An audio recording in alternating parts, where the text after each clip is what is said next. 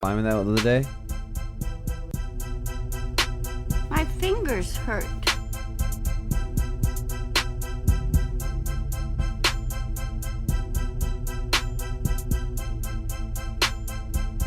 My fingers hurt. My fingers hurt. Guys, I'm about to start. Welcome to AVG Fantasy Football. This is episode, 34? 35? 35? I think it might be, no, it's 30, I don't know. It doesn't matter.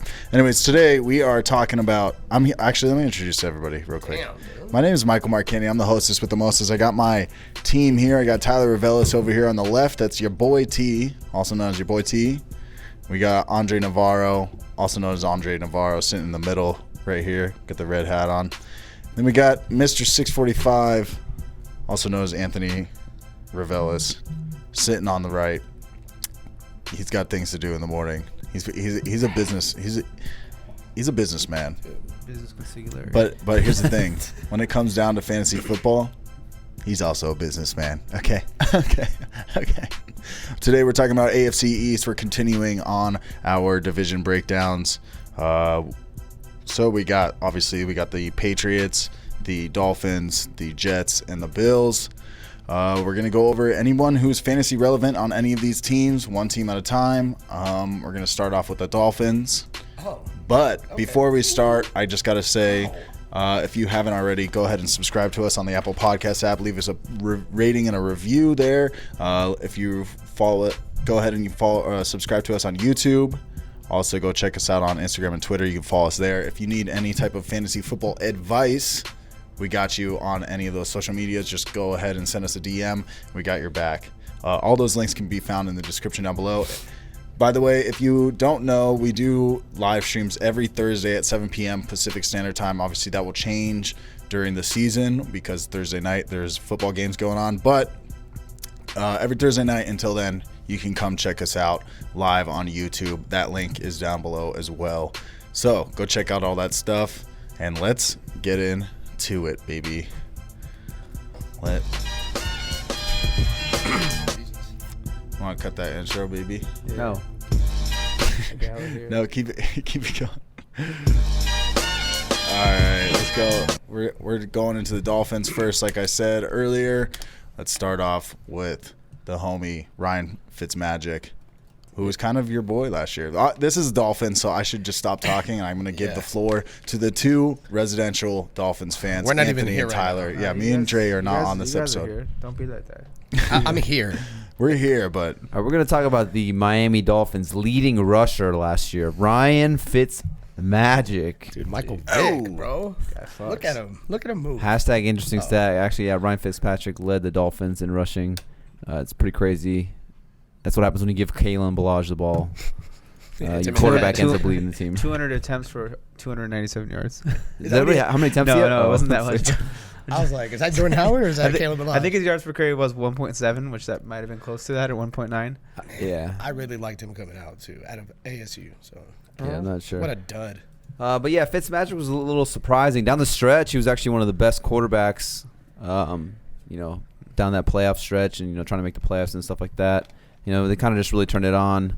Him and DeVante Parker and Gesicki, those big balls. I'm not really sure if he'll start the whole entire year. I'm kind of hoping he plays majority of the year.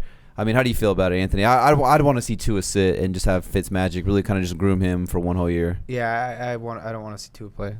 I mean, Like at all? no, not at all this year. It's like, well, what's the point of here's my perspective on him. It's like the guy's got a hip. So it's like Got the hip coach. he's got the hip. True. So like, what's True. the point of putting him in for 4 or 5 games at the end of the year and risking further injury, especially in let's just say the Dolphins that are like 4 and 12, or on the losing side, and it's kind of a lost season because of COVID and all this. It's like, why even risk putting your future in, and risking further agitation or injury or something along the lines of that? Yeah. I mean, for me, I just hope they let him sit, let him really learn how to be a pro. I think Fitzpatrick's a journeyman. He's been all around the league. He's been in all kinds of different offenses. So, I mean, kind of like the perfect mentor for a guy like Tua to come in and really just sit back and learn how to be like a pro at the NFL level. I mean, I wouldn't be mind seeing Tua in like 1 or 2 games towards the end of the year. Like Anthony said, if we're not obviously, going to make the playoffs, get him out there, let him play 1 or 2 games just to kind of get some reps in. But I don't see any rush to just throw him out into the offense, especially with COVID, especially with coming off the hip. I mean, we're probably not going to make the playoffs. We're still kind of rebuilding. We still have 1 more year left where we have a lot of cap space and a lot of draft picks. So there's no need to, thrust him out there and, risk re-aggravating the hip or, getting a setback with the hip for next year. So I think it'd be better just to have Tua sit back. But, I mean, I'm not really looking to draft Fitzpatrick for fantasy. Maybe he could be like a weekly streamer. Yeah, like bye week. Yeah. For sure. But, I'm probably not drafting Ryan Fitzpatrick. Also, this defense for the Dolphins should be a lot better. I mean, they went out in the draft, got a couple people. Free agency, they went out and got a ton of people. We might have one of the better secondaries in the NFL. We actually might have the 2 best corners, the cornerback duo in the entire NFL. So close for sure. With you and the Chargers. Yeah, just for sure. The Chargers actually, but Xavier Howard and Byron Jones. There's going to be a nasty 1-2 combination at the corner position. So I'm not sure if they're going to need to throw the ball as much as they did last year, which will limit Fitzpatrick's upside. But I think I was looking. I want it to be like Mahomes, where Mahomes sat his first year, played the last game of the year, and they're like, "All right, Alex Smith, you're done." Like that's what I think will happen with him. He'll, if they're out of it, you want to see him.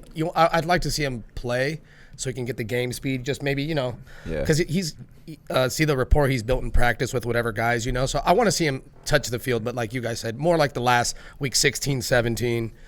Just to see him out there, just one game. I mean, look, Mahomes did one game. They were, they already won. Alex Smith, they were good. Let's see what you got. Let's, we've seen it in practice. Let's just see. Maybe even a half. Maybe like the last half of the last game. Just something. I want to see him just, Yeah, I'm cool with that. The last game. Yeah, game and but a half. I think especially half a game. Yeah, like half. Just I want to see him just out there, what's just because what if he drops a couple really nice passes? You're like, all right, just to give them some reassurance going into the offseason kind of thing. Just throw him in against like the Jets as like a confidence and booster. then if he gets hurt, I'm gonna punch Andre right in the dick. Well, as long as they don't play like the Patriots, where like Gilmore can just ruin his life and his confidence. They usually do. It's the Bills. So I wonder, Bills? Yeah. I mean, they're tough. They could ruin his life. So that being said, you guys are both not touching, or you guys are not touching either one in fantasy. Tua Fitzmagic? Yeah. Fitzmagic, to me, he's a streamer. Yeah, I mean, I know that they play the Patriots first week, but they do have the Jaguars in week 3. Pretty easy. I mean, even the Bills, it is in Miami, and Fitzpatrick's one of those guys where it's like, he had, what was it? He's a gunslinger. Yeah, he was 7th in top 6 quarterback finishes last year, so he's a boomer bust type. He's just going to go out there, and sometimes he'll throw for 300 yards and 4 touchdowns, and sometimes he'll throw 4 picks. So it's like not as bad as Jameis, but he's got that boomer bust. And then they do have a tough schedule to start the year, so that's what worries me because you could see Tua faster than I'd like. Yeah. But he's a streaming option for sure. For sure, yeah. I know they play like the 27th ranked Jags defense. I mean, last year, but I don't see them getting better. And then the Cardinals were awful. So, well, Fitzmagic will do his thing. The thing is, we see defenses and we think they're going to be good on paper to start the year, and then you get halfway through the year, and it's like we could be looking at the Chargers and Rams. I'm just saying hypothetically. I'm not saying this is going to happen, but we could say, even the Broncos. We could say these are 3 defenses that are money matchups. Like we don't know. Like I said, we kind of get an idea, but a lot of times shit changes as the year goes on. He has a stretch with the Cardinals, Jets, Bengals, Chiefs. So, that could be a nice stretch for 5 games right there. Especially with no Mosley. Well, what's going to help is Thursday they have the deadline. Everyone has to announce. So yeah. That'll help. And Alan Hearns from Miami just announced he's out, which he's not relevant, but Jakeem Grant's pushed up a little bit. All right, so you guys want to move on to the running backs, backfield? The backs of running? Yeah, we're running to the running backs here. So we were joking around about Kalen Ballage and how Fitzpatrick led the NFL, led the Dolphins in rushing. This is because we had guys like Kalen Ballage out there who were just non-existent. Patrick Laird or Lard, I don't even know how to pronounce his name right. Dude, I started him a couple of weeks last year. That's so weird. And then, we had Kenyon Drake, but they shipped him off to Arizona. So, yeah, the running back position was pretty much decimated. I was kind of hoping they would draft one of these running backs, DeAndre Swift, Clyde Edwards-Helaire potentially. But they go out and they sign Jordan Howard in free agency, and then they end up trading for Matt Breida from the Niners. So now it's a nice little 1-2 combo, I think, here for the Dolphins with Jordan Howard and Matt Breida. A little thunder, a little bit of lightning. I mean, how do you think this pans out with these guys? You think it's like a full-blown running back by committee? Nah. Go ahead, A-Mac. I don't know. This is one of the backfields I can't make out. They're going to run the ball more than they did last year. They were here, let me pull it up real quick. 63% on the run percentage, 36 on the ground, and they were 21.8 attempts per game. And that's going to go up, and especially when you have a defensive-minded coach, they generally try and play some defense. I heard you mention that we added some defensive pieces as well to help out. So that's going to go up. Let's just assume they're middle of the road, at 27, 26, something like that. I like the upside of Breida better, but it's a tough one for me because it's like I don't know if it's going to be Howard getting 70% of the ball carries, and then Breida is going to be on there in like a touch basis, which is say 10 and 12 touches a game, or is it going to be the hot hand, or is it going to be how many games are they going to be winning too? That's the other part of it. Where that's why I kind of lean towards Breida because you get him a little bit later, and I think Miami has a losing record, and we know Jordan Howard can't catch the ball. I mean, technically he can catch the ball, but he's not a pass catcher. No, not at all. So that's why I lean Breida personally if I'm going to take one of the two, but also at the same time, would it surprise me if Miami is competitive this year and Jordan Howard gets 220, 230 carries and scores 6-7 touchdowns on the ground? No, it wouldn't. Does it have early round value? No, not really. But if you're drafting in the 8th, 9th, 7th round, it's a usable piece. Yeah. I mean, just to kind of touch on what Anthony said right here, we ranked 32nd in the most rushes last year, so we didn't run the ball at all. Like I said, obviously that should go up. 3.3 yards per carry. That was tied for the league worst in the NFL. That was a lot of Kalen Balazs just running into the back of the lineman and falling down. And then 72 yards per game was the worst in the NFL. All these numbers should go up, hopefully. I mean, Jordan Howard, no receiving upside, like you said. So if there's one, it's got to be Matt Breida. I think it's going to be a true running back by committee here. I mean, Jordan Howard, I think he'll be the guy. He's, especially when they're getting close, he's probably going to have the most touchdown upside out of the two. But I think Breida's going to be utilized out of the backfield, and, he'll get his share too. But if there's one, I'll probably say like 60-40 Howard, actually.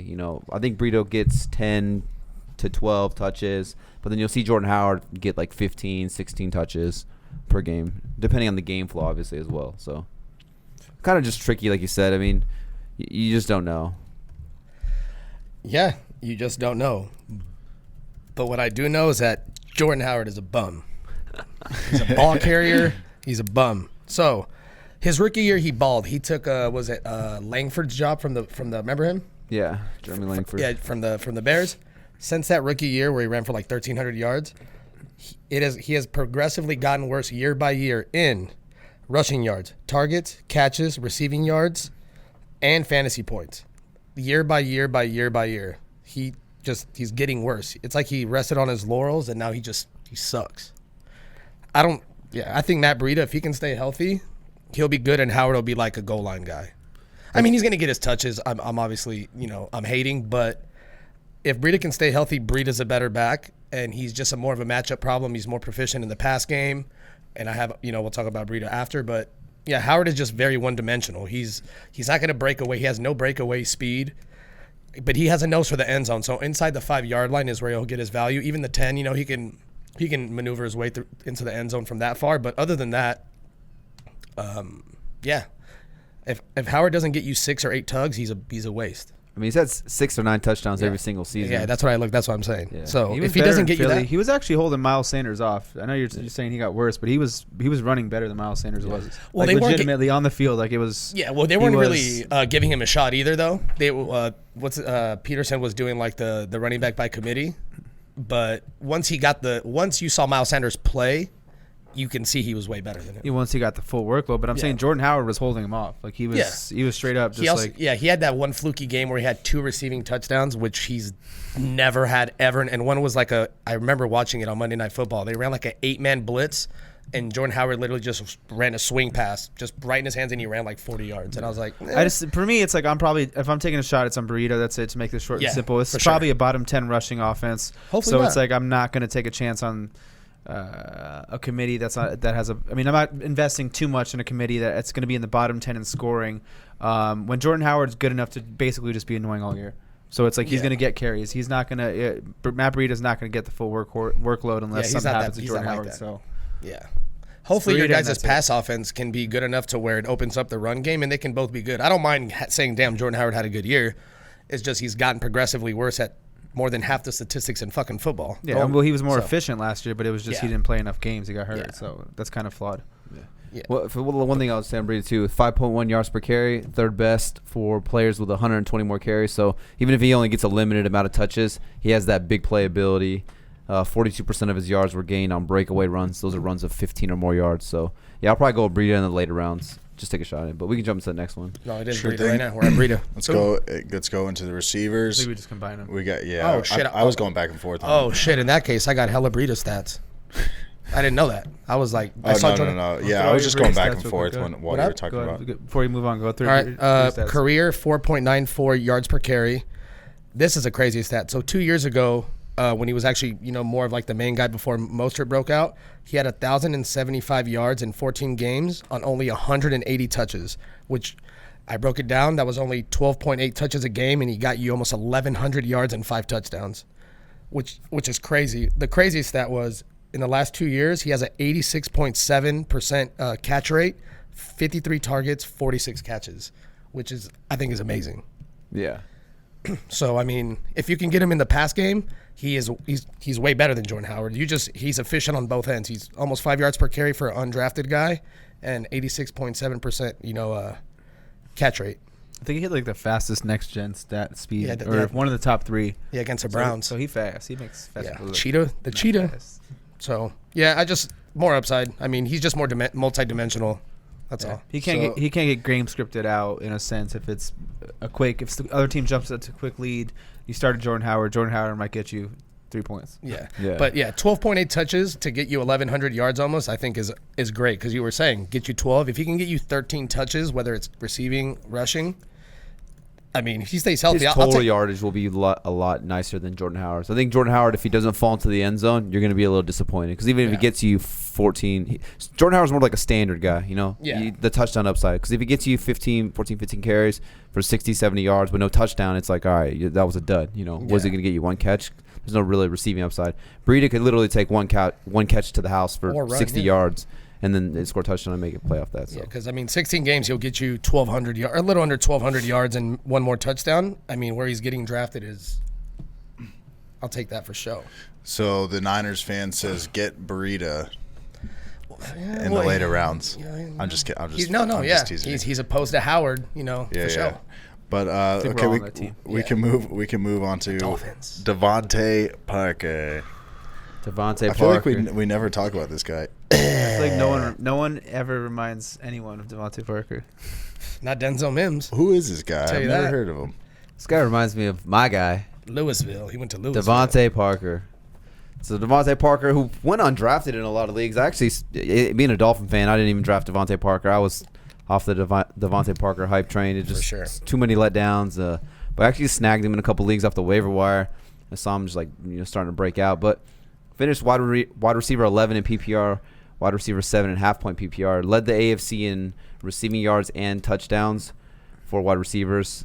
One thing I saw, we did a segment on the live stream. It was called My Guy. So he was actually my guy. I just went out there and threw out some stats for him. But, I mean, the 2 years that Fitzmagic played with Chan Gailey, who is the new offensive coordinator for the Dolphins, in those 2 years with the Jets, the number one wide receiver saw 173 targets and 123 targets. So if that's going to be DeVante Parker, you're looking at 123 target floor. I'll take that all day, especially with a guy who's not really a PPR guy. He's more of like a big boom touchdown guy. I mean, only 128 targets last year, but still put up 1,200 yards and 9 touchdowns. So I like DeVante Parker, especially for where he's falling, because I feel like he's falling in these like 5th, 6th round area. Sure. So I mean, he's not a wide receiver 1 to me. He has that upside, but he's a good wide receiver 2. For sure. And yeah, I love me some DeVante Parker. Yeah, I mean, he stayed healthy for once. I think that was a good part of it. I've actually started to get a little higher and higher on DeVante Parker. I think it's just been, I think Gesicki. I almost called him a bust. That sounds Gesicki. I think Gesicki has some big bust potential. So it's like, if that happens, I think the upside could reach, I don't think 170 targets, but he could touch 140, 150. And with the guy who has his big player type ability, go up and get it, touchdown upside. If he gets 140, 150, he's going to probably finish in the top 15, 12, I could say, potentially. And then, Preston Williams is coming. He just got cleared, so he's good to go. We don't know what we're going to get out of that yet. So I think there's a small chance that DeVante Parker could have a 27 to 30% target share in this team, just due to how he progressed last year, the chemistry he built with Fitzpatrick. The other part is he stayed healthy for 1 year. So can he do it on another year basis? I'm giving you the downside. What happens if and when? I think it's more likely than when, even though I don't want it to, when Tua comes in.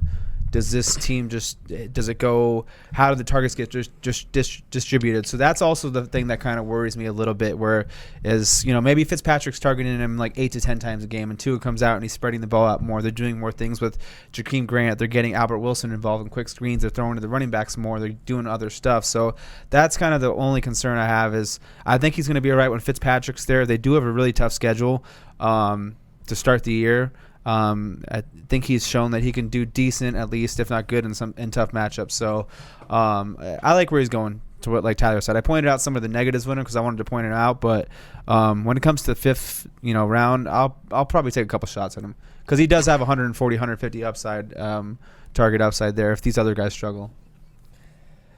This is a good I mean, you guys covered pretty much everything. It's a good segue. We'll talk about Preston Williams then. Is that next? Yeah. Perfect. I mean, I like DeVante Parker, but I'm higher on. Not for where he's going. I'd rather have Preston Williams. So in the 9 games he played, he led the team in targets, catches, receiving yards, and air yards as a rookie, 22 years old, and he was on pace for a little under 900 yards and 6 touchdowns. DeVante Parker has never done that until this year. So that's what makes me I don't know if I'm on the 150 target. If this dude was leading the team in targets before he got hurt, I could see it being split. Like he's not. I don't think DeVante Parker's going to get 150 targets. I mean, if Preston Williams stays healthy, I think they'll both get over 100. But I don't see it like being like a dominating, or how you were saying, like you alluding to the Chan Gailey. Yeah. I think that these two guys, just because Fitzmagic, I mean, he was leaning towards him not for 9 weeks. You know what I mean? So it's not like it was 2 different QBs or something like that. He liked him, and then obviously they're similar built. They play similar ways, so yeah. it's probably pretty easy to go from one to the other. But I mean, as a rookie with those numbers, he was also 10th in target distance at 14.9, and he was 14th in the NFL in contested catch percentage. That's 9 games, but we're talking about an undrafted rookie. So I like the upside, especially where he's going. So I think if Preston Williams stays healthy, I mean, if he had, he was on pace for 6 TDs as a rookie. He had 3. If he can do a whole 16, he's going to get you 7. Yeah. So, and 1,000. He almost had 1,000, or he was almost on pace. Sorry, I keep doing the pace thing, but so yeah, I think he has a potential if he can stay healthy. That's as far as. Yeah, I mean, I don't know if DeVante Parker could push 140, 150 targets, but I don't think he needs that many to be reliable. Like I said, sure. he's not a big reception guy anyways. He only had like 72 receptions, I think it was. He only needs 120 targets to really make his presence or put up some points in fantasy or put up some stats in real life. But I think they'll both, Preston Williams and DeVante Parker, both clips 100 targets. For sure. It's kind of a 1A, 1B, but I think if there's like the go-to guy who built the connection with Fitzpatrick last year, it's DeVante Parker, and I think he's going to be the one, obviously, clearly, in this offense. But, Preston Williams still coming off the ACL. But I do like taking some shots at Preston Williams. Like, if I don't get DeVante Parker, someone snags him, Anthony snags him in front of me, or someone else snags him in front of me, then I'm definitely going to be taking some shots on Preston Williams in these later rounds because, the Dolphins are probably still going to be not the best team. They're going to have to be throwing the ball a lot. I mean, even the number 2 in Chan Gailey's system saw 132 targets and 100 targets. So if I'm getting that from the number 2, which will be Preston Williams, I mean, I'll take that all day. It's like a 1A, 1B scenario right there. But you're getting Preston Williams, like you said, in these later rounds. And he's not going to have to fit. He's not going to get the Tre'Davious White and Stephon Gilmore treatment twice. So, I mean, granted, Belichick might, but how they like to double the 1 and put the number 1 on the 2. But Belichick better double DeVante Parker so Gilmore doesn't get raped again. Yeah, so I like the fact that Preston Williams is also seeing the number 2. So Hey, did Stephon Gilmore opt out, or was he not on the list of defensive players? Oh, that he's opted out? big chilling. Oh yeah, he didn't want to go against DeVante Parker again. He's polishing the that Defensive Player of the Year trophy still, I think. Oh, he did or did not opt out? No, he hasn't. But he hasn't until Thursday. Because I know you were. I remember you said. I just couldn't remember if he was on that list. No, half their team did though. But Anthony, I know. So we did like some players that we liked, kind of like I don't want to say sleepers, but Preston Williams was your guy. So Yeah, I mean, I just touched on, you guys pretty much covered a lot of the stuff I said. Sorry, excuse me. Where some of those receivers, even Preston Williams' ceiling is actually a little bit higher potentially because we have basically that we know of one pass catching running back in Miami, and then Patrick Lard potentially who saw 30 targets. So there's a chance that percentage of the pie. I always talk about this because I've done stat breakdowns. I got too busy with work to do statistics and all this stuff, but I started doing a lot of this stuff. If the running back position is only running through Matt Breida through the air in the backfield, and he sees, and maybe him and Patrick Lard and Jordan Howard, and they see, let's say 80 targets at the running back position.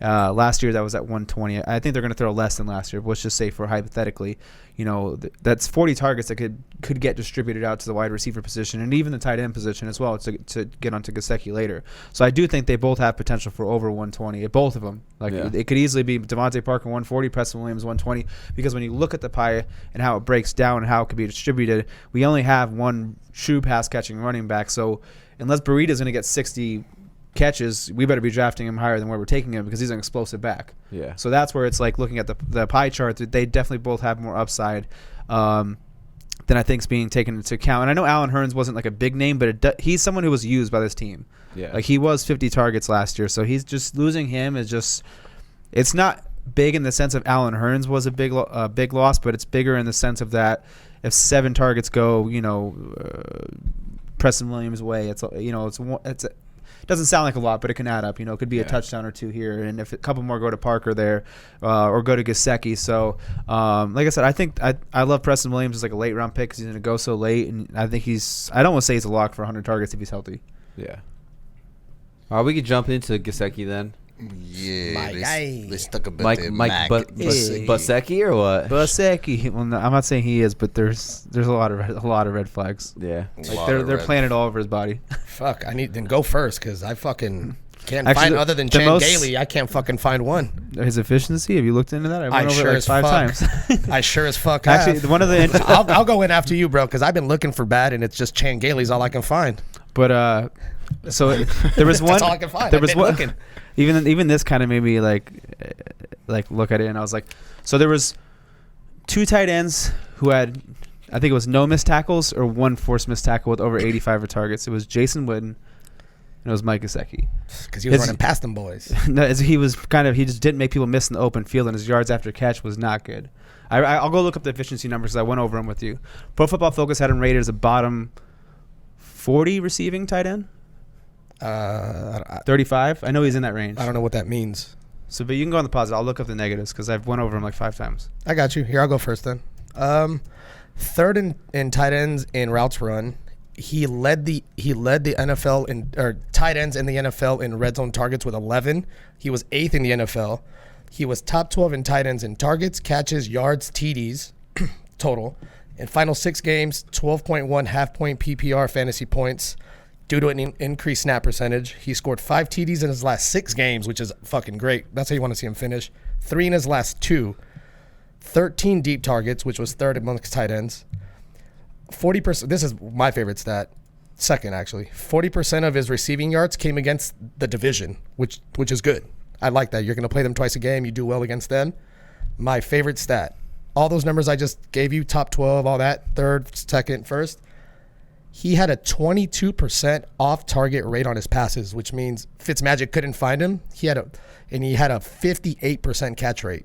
That's bottom of tight ends, and he still was top 12 in everything. Everything I just said was with a 58% catch rate and a 22% off-target on his passes.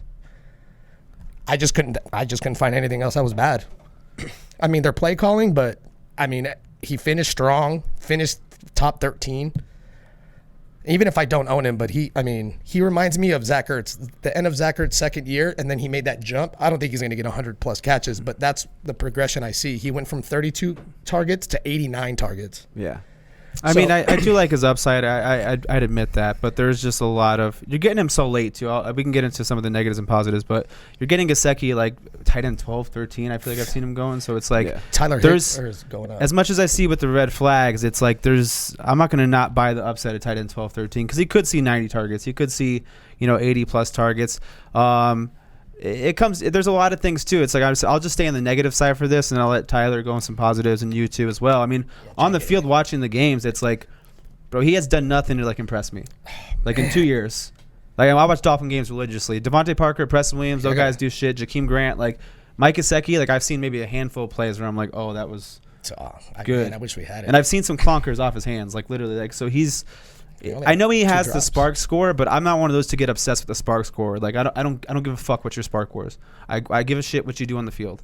I said the 9 games of Preston Williams, 31 targets, 21 receptions, 248 yards. That would have been a season of 55 targets, 37 receptions. You like to do the pace? Let's do it. Yeah, for sure. 37 receptions, 40 yards, 0 touchdowns.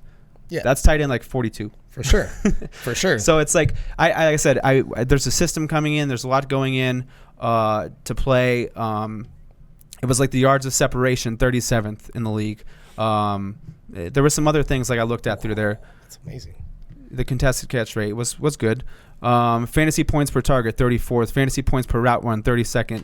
QB rating when targeted, 85%. There's like I said, there is. I don't want to get deep into it because I've done it 3 times. But it goes back to the pie distribution. It might be very channeled this year, where it's going to DeVante Parker to Preston Williams. Is that pun intended? Channel? Potentially. Mike Gesicki could see, he could get a 17% target share, 20% target share, just due to the way the offense is going to run. So he could, like I'm saying, he could get 80, 90. But his efficiency last year, I don't need to go over it for like the 4th time. It wasn't good. His efficiency on a per target basis. Yeah, it was bad. For sure. So if he's inefficient again, it just makes me like the potential upside of Parker and Williams more. If he's inefficient again, I know tight ends usually take a while to break out and they take longer to develop, but I'm kind of on the side of more of I haven't seen on the field much that makes me think he's going to all of a sudden break out into this elite route runner because it didn't look like it to me on the field for 2 years. Man. Yeah. So all right. So Dre's on the positive, Anthony's on the negative. With some upside. I'm like in the middle. I'm kind of a little bit positive, a little bit of negative. I do like Gesicki. I think the guy's super talented. I mean, he's 6'6". He ran a 4.5, and he's got a 41-inch vertical. So he's already taller than the defenders, and then he can jump through the roof.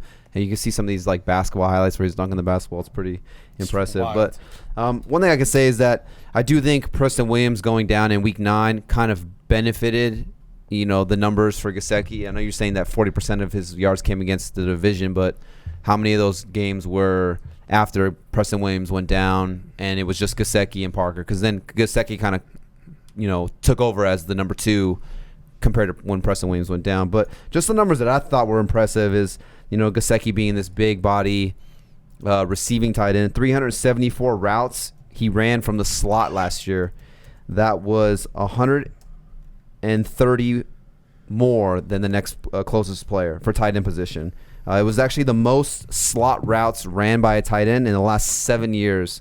That was Tony Gonzalez did it. He also had the 4th most receiving yards out of the slot. So just a guy who they, don't just see him as like a tight end. He really is like a receiving tight end.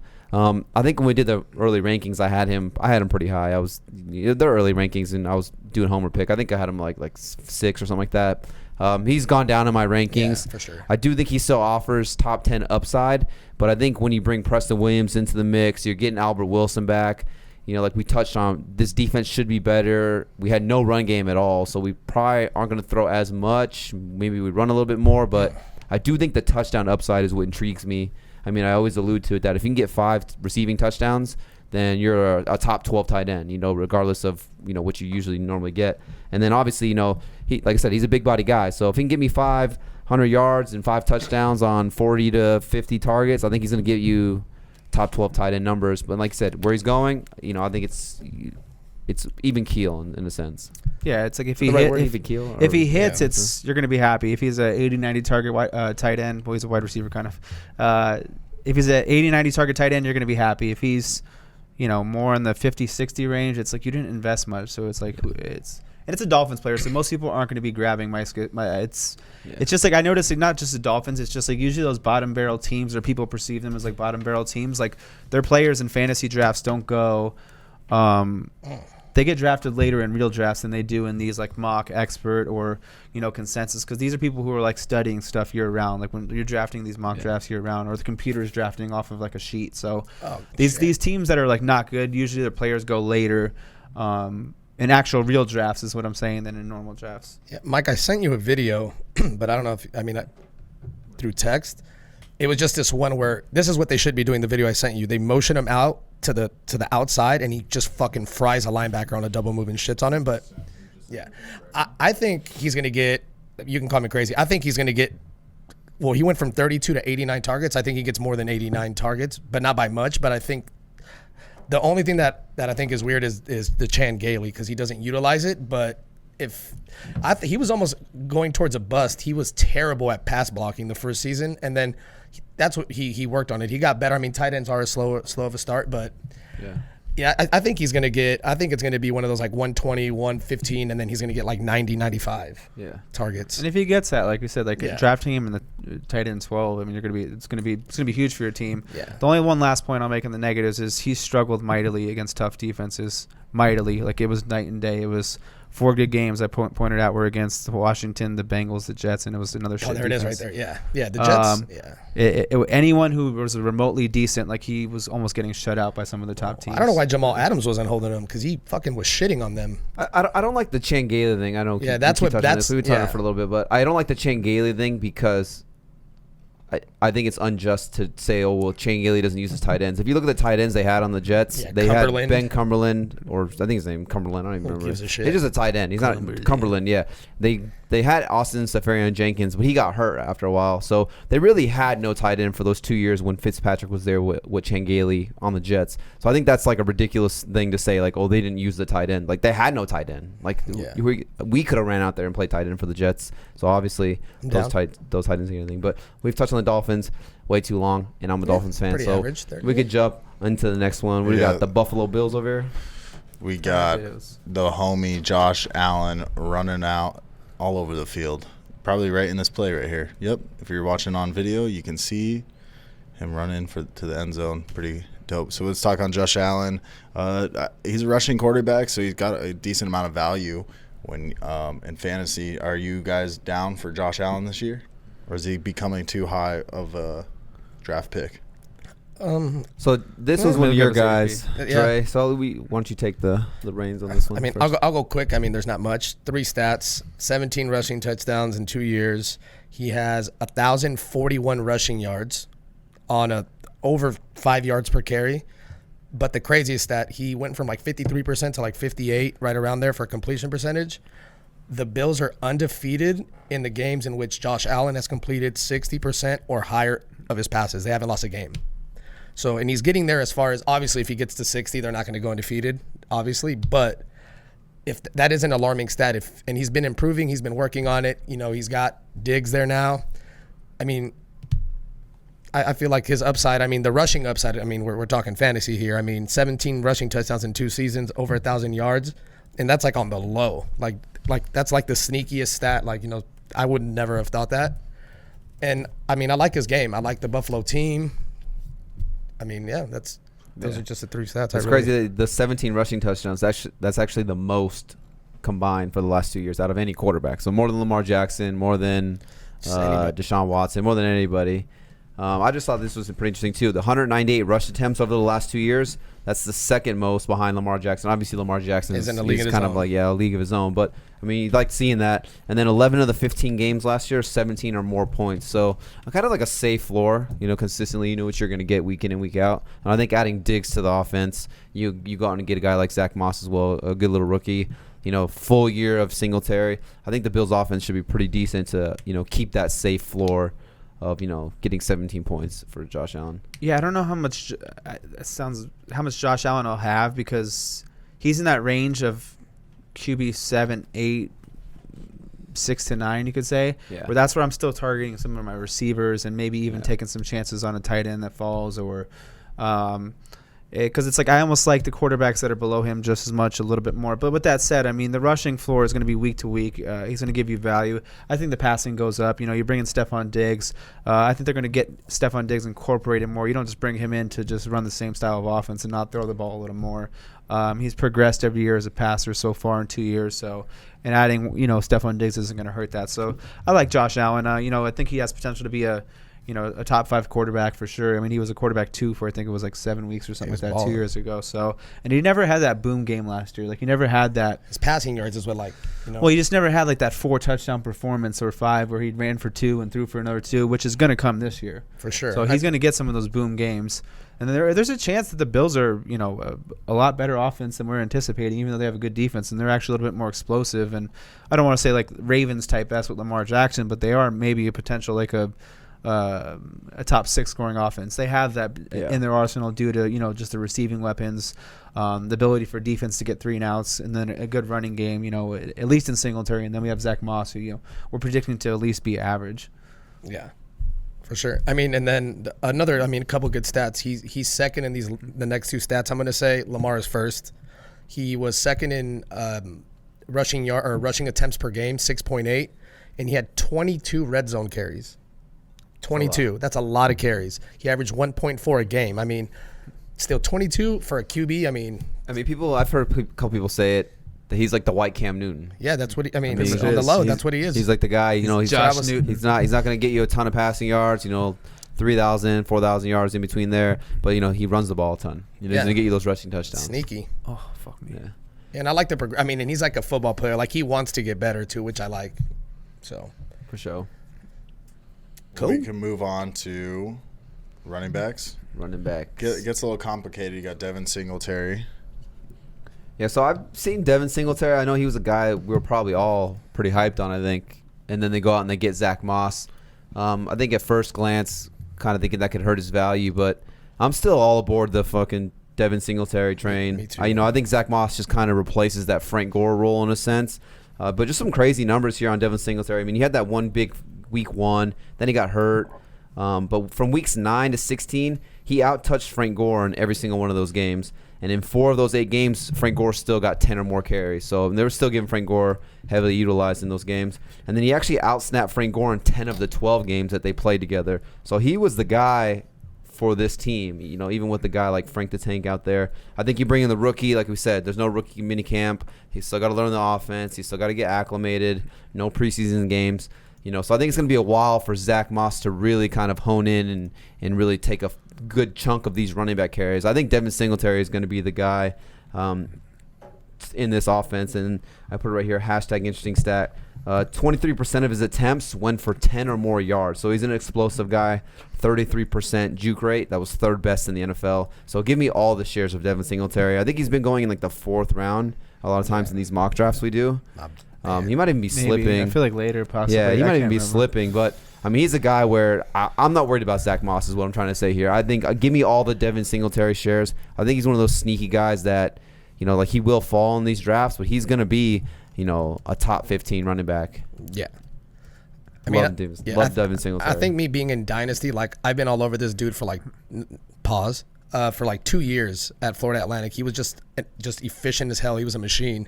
And that, you know, alluding to your 33%, that's like his number one thing. They were like, he can shake you out of a phone, like in a phone booth type. Yeah. But what was crazy, big runs. He was 8th in the NFL with 11 big runs. His big run rate was 7.3%. But the one that I thought was crazy, where did it go? This one right here. He had 1 goal line carry. That's it. That's pretty, yeah. 62nd. But, I mean, everything else, like, he's good. He's efficient. His yards per carry is good. I mean, even watching him, he just gets chunk play after chunk play after chunk play. Is that his 1 goal line carry? That was it right there. I mean, he only had 2 touchdowns on the ground. You got to think that. Yeah. I mean, he finished his RB 32 in PPR, RB 31 in half point PPR. He only played 12 games, and he only had 2 touchdowns. That was one of them right there on the highlights right there. You think he's got to – that's definitely going to go up. Yeah. And his yards per touch was 13th in the NFL, 5.4 yards. I mean, as a rookie, that's what else could you ask for? It's just he's, you know, his stature. He's more like a between the 20s guy, but I think eventually, you know, you're gonna progress as a professional. So I think, you know, this offseason he gets a whole offseason under his belt. you know, the COVID, he's going to have an advantage over Zack Moss. He already knows Zack Moss is, you know, extremely behind. So, I mean, I'm all in on Singletary. That's my. I mean, if my he dude. even pushes, you know, close to that same efficiency, I don't know if we know who the goal line back is, but I mean those. Josh Allen. Well, yeah, we do know who the goal line back is, but John generally those guys who are 5+ a carry or roughly, they don't struggle in the red zone. They're good at all assets of the game. You know, Alvin Kamara's not the biggest guy, but you watch him in the red zone, he was efficient. You know, some of these guys who are they're maybe not the biggest guys, but they get the chance, but they're hyper efficient backs. They know how to just read defenses, and they know how to pick their hole and go, and they score touchdowns. So, like you said, I think to start the season, game 1, I'm not putting Zack Moss at the goal line when we've seen him for never. I don't know how much training they're getting in there. I'm putting Singletary in there, so it's going to be he's going to be the veteran in a sense, even though he's only 2 years, but he's going to be the veteran. So, and I know I brought up the Ravens offense. You know, it's I'm not saying they're going to be the Ravens offense, but I think they do have potential to be a really good offense this year. And if they do, Josh Allen, let's just say they score 20 rushing touchdowns, it would be like top 5 in rushing touchdowns. Josh Allen could take 8 of those. It's still roughly 12 to go anyway. And let's just say, you know, Singletary gets 7 or 8 to Tyler's points with the touches and the efficiency and the big plays, all that. If you do that, he's going to end up being probably with 7-8 touchdowns and another receiving 1 or 2. Let's say he's going to probably finish. That's a top 15 finish right there. So I like the upside. I think the draft made his stock go a little bit too low. I think he's going to get majority of the work still. I like Devin Singletary. He's actually someone I've been like low key in my mind targeting. And He's like the perfect Draft. RB2 for you. You know, yeah. Draft like Devin perfect Singletary. RB2. No, bro. Until Miles Sanders broke out, because I was going to keep Singletary. I took him in the 12th, Yeah.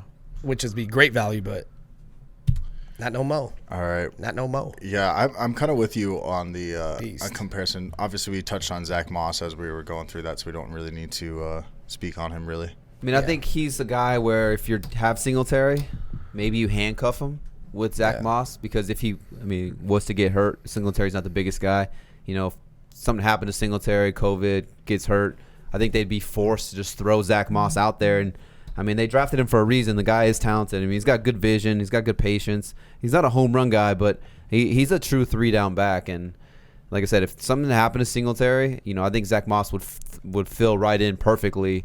And then he obviously wouldn't have to compete with anyone with touches, and he's getting all those goal line carries. He could be one of those guys where, you're grabbing him off the waiver wire in a sense if something happened to Singletary, and he could be like a league winner for you. So, yeah, if I'm getting Singletary, I'm probably trying to draft Zack Moss just to kind of cover my ass and handcuff him. You can grab Zack Moss super late too. Yeah. So, yeah, not a bad move. Yeah, while watching him play, and poor man's when I say this, he reminded me of like a poor man's Kareem Hunt as far as just like his build. He's not going to break away ever. He's not going to break like a long run. And from what I've been reading, his coaches love him. They're like, he's a football player. It's like football player. Like he just loves football, which is great. That's what you want. He's all about it. Like first to get in, last to leave type shit. So.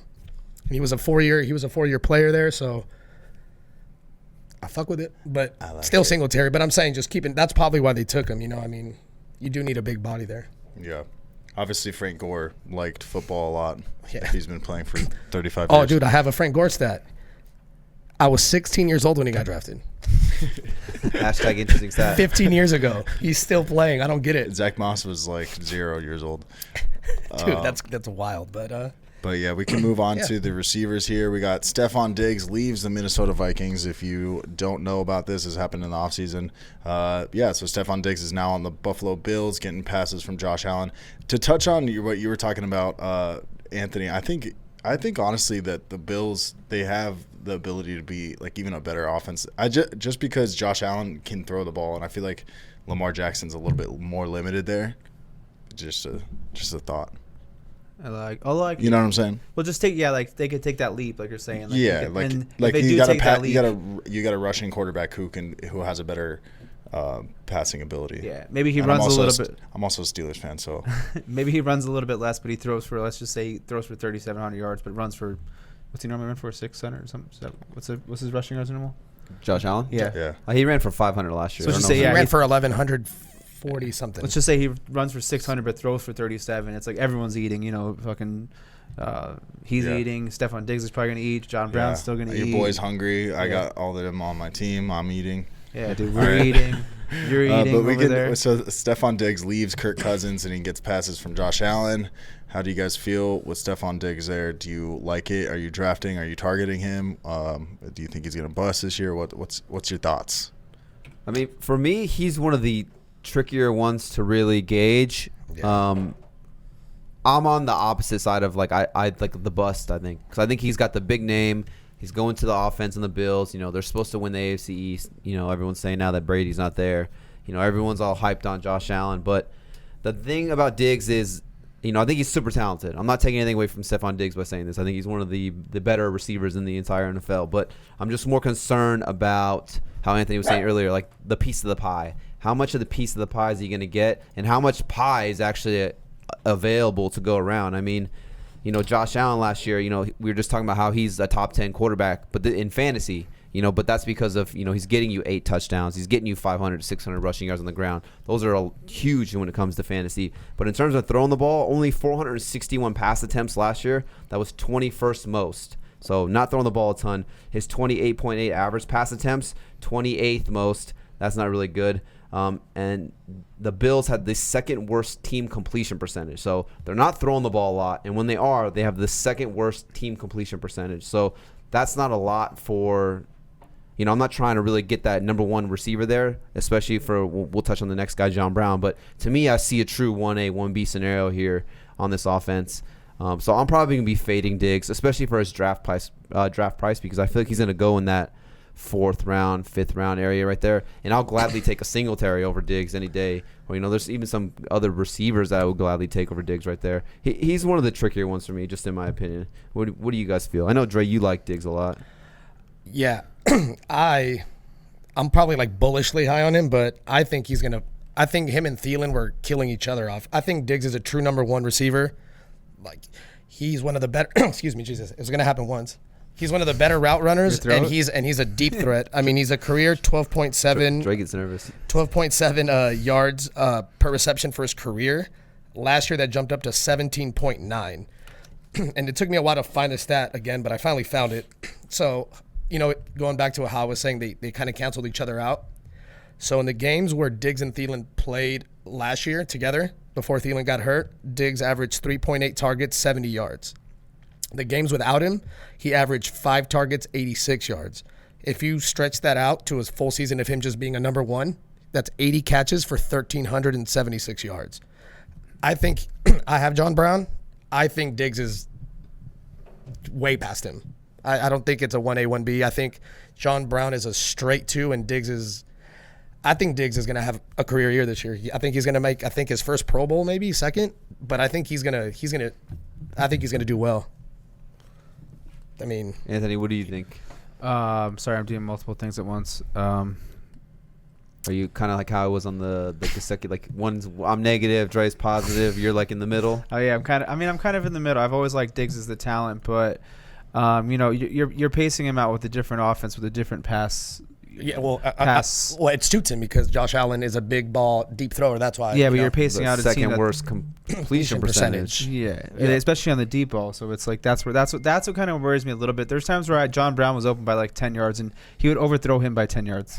Like he's not that bad at intermediate, but it's like, bro, it's like the dude has like 7 yards. How do you overthrow him by like 7 yards? I mean, I might be exaggerating this, but I might. No, I saw a couple. I have him. I was like, bro, fuck. John Brown be open by like, he'd have the guy beat by like 6 yards, and he'd be like 6 yards over his head. It's like you could have underthrew that by another 8 yards, and you still would have caught it. For sure. Yeah. Yeah, it just comes to, I mean, unless you see a gigantic leap of target, they threw the ball 480 times last year. Unless you see them going to 560, 570, I have a hard time putting John Brown into like a 130-ish type of range. Like, you mean Diggs? Sorry. I was like, Diggs, yeah, I agree with you on Brown. And the problem is John Brown, he's a talented receiver in his own. He was able to beat coverage and do what he was able to get open. So I do think he's actually still a 1B, or if you want to call him a 1C to say he's a little less than a 1B. And then Cole Beasley's not going away. That's the main problem. If I knew the offense was gonna get rid of Cole Beasley, I'm with it. Now it's like, could they kind of diminish his role, and could a lot of that go to Stefon Diggs? That's still a possibility. So I do agree that there's some upside there, and I don't think you give up as well I mean, I don't think about this the same way you guys do, but you guys love to bring this up. They gave away how many first round? A first, a second, and a first. They gave away that, so I don't think you give that away to just not incorporate someone into the offense that much. I don't think the same way as that. I'm kind of just like, you make a trade because you think you're a Super Bowl potential team and you're doing this to push you across the edge, and that's where I think it is. I don't think you're just going to be like feed him the ball 150 times. That's not mine, but I don't think so they either. did pay that, and so that is a narrative I'm going to bring up with it, but. What's his price tag right now? Because I think it's a little too high for me. Because I think there is. His ADP's in the 5th. I don't think I'm gonna have any John Brown. I mean, I don't think I'm gonna have any Stefon Diggs shares in the 5th because I can get John Brown in the 10th round or later, and I don't know. John Brown was the dude last year, and like Anthony said, I think he's a good receiver in his own right, and I think he doesn't get enough respect. I mean, he basically was a number 1 wide receiver on this offense. I mean, 150 targets, John Brown, 72 receptions, over 1,000 yards. I mean, he did have his career best in targets, receptions, and yards, but, I mean, when the opportunity was there, he took advantage of it and he stepped up to the plate.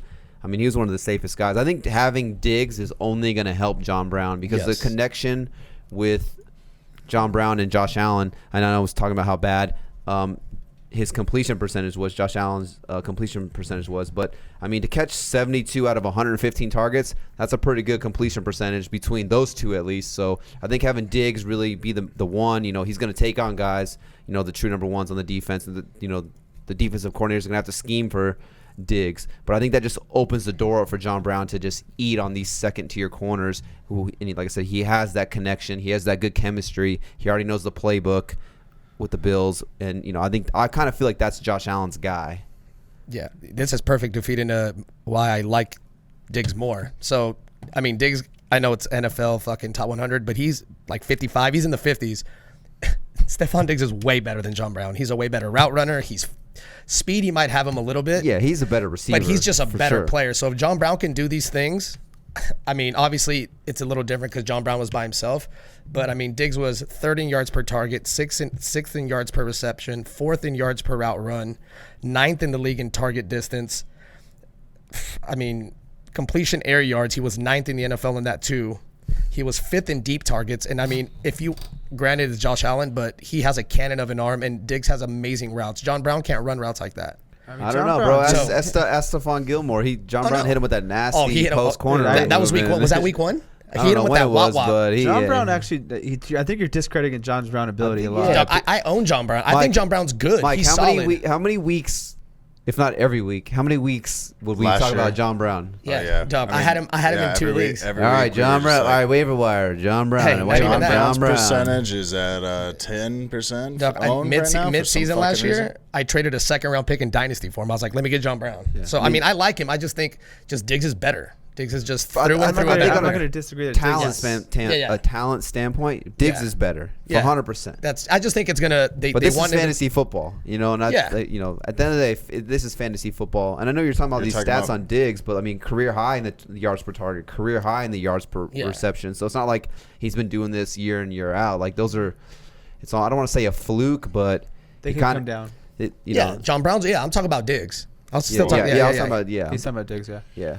Yeah, so I mean, that's what he's talking about. I think he's an ideal too. I think at the end of the day, the thing that just worries me is Josh Allen. His completion percentage, being second worst. Even if he makes a leap, he went from 53 I can't to 58. imagine that he's going to be all of a sudden a top 15 percentage quarterback.